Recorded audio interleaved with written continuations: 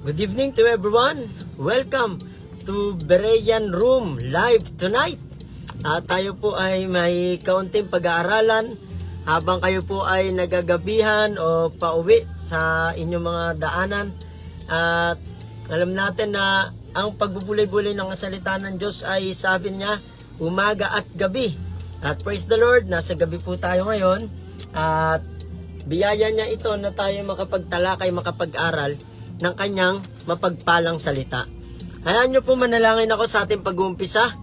Dakilang Diyos Ama, maraming salamat. Pagpalain niyo po ang aming pag-aaral, patawad anumang aming pagkukulang pagkakasala. Pagpalain mo ang maabot ng pangaral na ito. Sa ngalan ng Panginoong Kristo Jesus. Amen, amen. Alright, ang ating pag-uusapan po ay about discipleship. About discipleship. So, papatayin ko na muna ang ating background music. And sabi po na Mark chapter 16 verse 15. Mark 16:15. And he said unto them, Go ye into all the world and preach the gospel to every creature. Sa 16, basahin ko na rin. He that believeth and is baptized shall be saved, but he that believeth not shall be damned. Sa Tagalog, at sinabi niya sa kanila, Magsiyaon kayo sa buong sanlibutan at inyong ipangaral ang ebanghelyo sa lahat ng kinapal.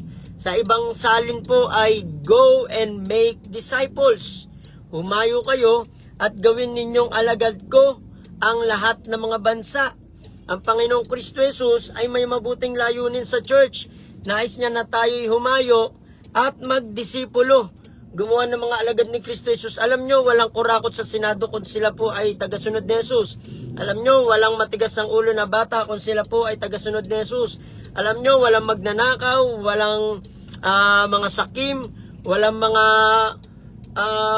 masasamang tao kung ang mga iyaon ay tagasunod ng Panginoong Kristo Jesus.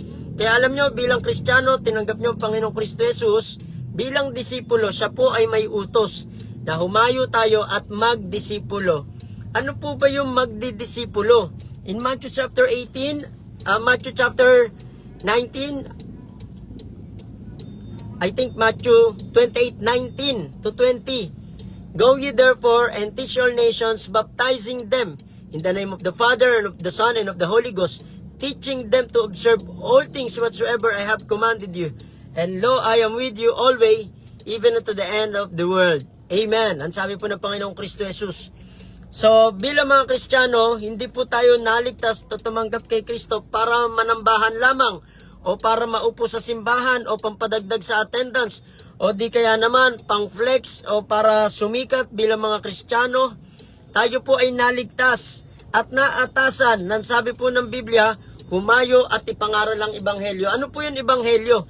In 1 Corinthians chapter 15, malinaw po yan, ano? 1 Corinthians chapter 15, Moreover, brethren, I declare unto you the gospel, which I preach unto you. Ang ebanghelyo ay yan ang pinangaral din ng Apostol Pablo, which also ye have received, natanggap nyo ito, and wherein ye stand, ito'y pinaninindigan ng mga tunay na Kristiyano, na atin din pinaninindigan, by which also ye are saved. Ito po'y past tense, S-A-V-E-D. Mga naligtas na kayo sa pamamagitan nito.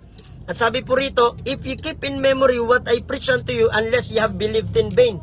Kung pananatilihin nyo ang mensahe ng ebanghelyo sa inyong buhay, aalalahanin nyo ang inyong pagkaligtas, ay kayo po'y nagsisisampalataya ng makabuluhan. Ibig sabihin, pagka inalala mo, hindi pa pwedeng ibahagi mo. Hindi pa pwedeng tumanggap ka kay Kristo, may mabuting balita ka natanggap at ipagdadamot mo.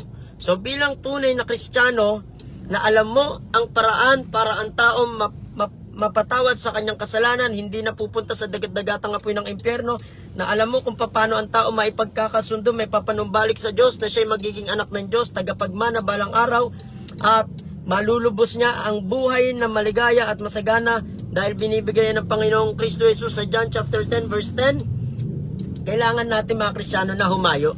Ngayon pa, paano bang magdisipulo? Discipleship. Ito po'y proseso ng paglago sa Panginoong Kristo Jesus na ginaganap ng Kristiyano ang pagdidisipulo. How to make disciples? Number 1, by showing the Lord Jesus Christ in your life. By showing the Lord Jesus Christ in your life. Upang makapagdisipulo po tayo, hindi lahat sa bunganga, hindi lahat sa bibig, hindi lahat sa salita. Sa iyong buhay na ipinamumuhay, kapag tumingin ba ang mga tao sa iyo, sinasabi mo, Kristiyano ka, nakikita ba nila ang Panginoong Kristo Jesus na mapagmahal, na maibigin, na mapagbigay, na mapagpatawad, mahaba ang pasensya, na siya po ay naglalayon ng sa kabanalan mo, na siya po dadalin ka, gagawin kang mang-aakay o manghihikayat ng mga kaluluwa. Mga kapatid, kapag tayo po naintindihan natin ang discipleship, ito po yung proseso ng paglago na habang ginagawa natin ang pagdidisipulo, ito po sa paraan ng pagpapakita mo, pinapakilala mo ang Panginoong Kristo Jesus sa buhay mo. Ang mga apostoles, pagka nakausap nyo, they will preach Jesus. Ang mga patotoo ng unang Kristiyano, they have been in Jesus. Number 2, how to make disciple? By serving the Lord Jesus Christ in your life. By serving, kapag ikaw po ay maglilingkod sa Panginoong Kristo Jesus. So, ano po ang ginagawa mo? Ngayong Kristiyano ka na. Ngayon nakatanggap ka ng buhay na walang hanggan. Ngayon ikaw na natitiyak ng pagpunta sa kalangitan. Ano ang ginagawa mo ngayon?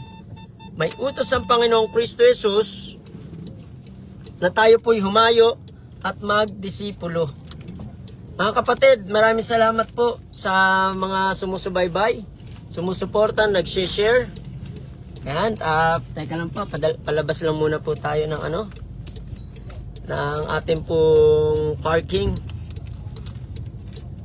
At tayo po ay pauwi na, babaybayin natin ang pupunta sa ating hometown. So, shoutout po sa inyo dyan. Okay, sandali lang ha. So, how to make disciples para makasunod tayo sa utos ng Panginoong Kristo Jesus na siyang dapat sinusunod talaga naman ng Kristiyano? By serving the Lord Jesus Christ. So, paglingkuran mo ang Panginoong Kristo. So, paano natin siya mapaglilingkuran? Ano mang inyong ginagawa, gawin ninyo ng tao sa puso na parang sa Panginoon. Kapag ikaw ay nangangaral alang-alang sa Panginoon, ito po ay paglilingkod sa Kanya. Ikaw po ay naghihikayat ng tao sa pamamagitan ng buhay mo. Ikaw po ay magkakaroon ng buhay na walang hanggan. May barya ka ba?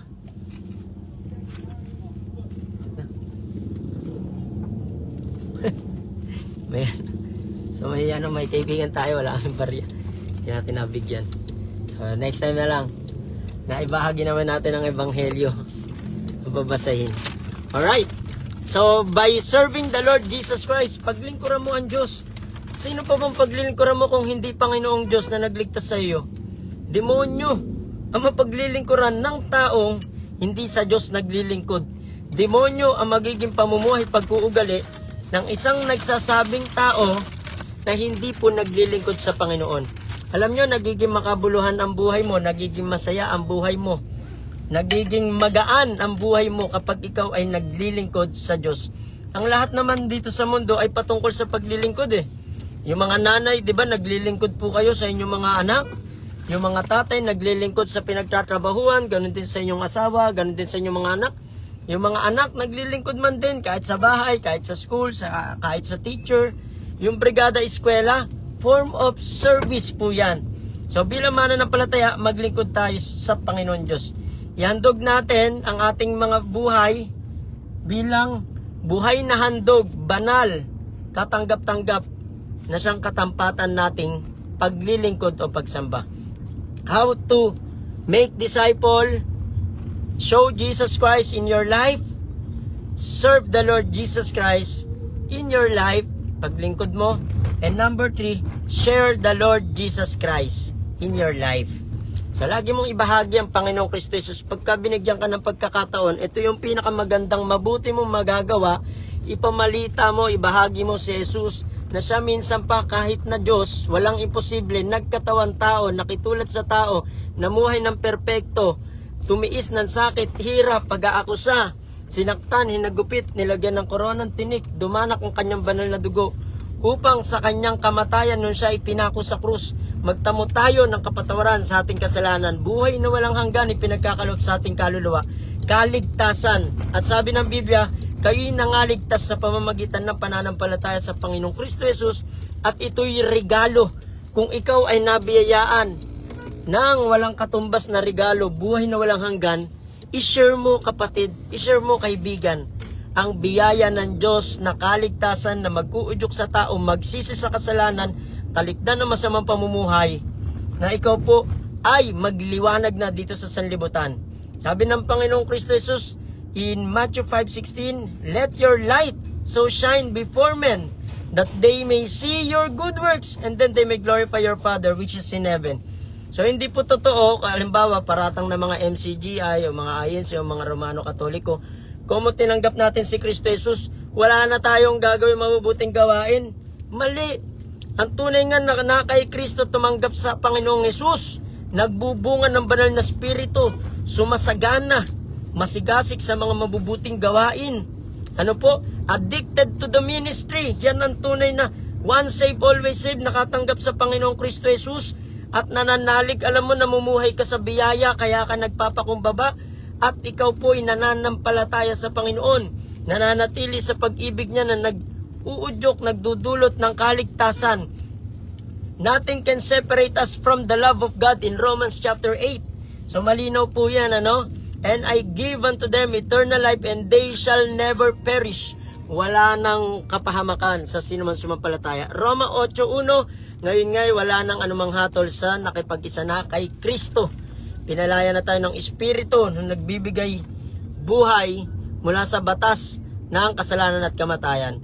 So, you must share the Lord Jesus Christ in your life. Sa mga basketball player, pwede naman maging ministry, bahagi mo si Kristo Jesus. Kung mamatay yung kalaro mo, hindi niya pa natanggap si Kristo Jesus, pananagutan mo. Alam mo yung mabuti mo magagawa, na kapag nagbahagi ka sa Panginoong Kristo Jesus, sila po ay maliligtas. Kaya sa oras pong ito, let's do discipleship. Share the Lord Jesus Christ, serve the Lord Jesus Christ, and show Him in your life. God bless po sa bawat isa.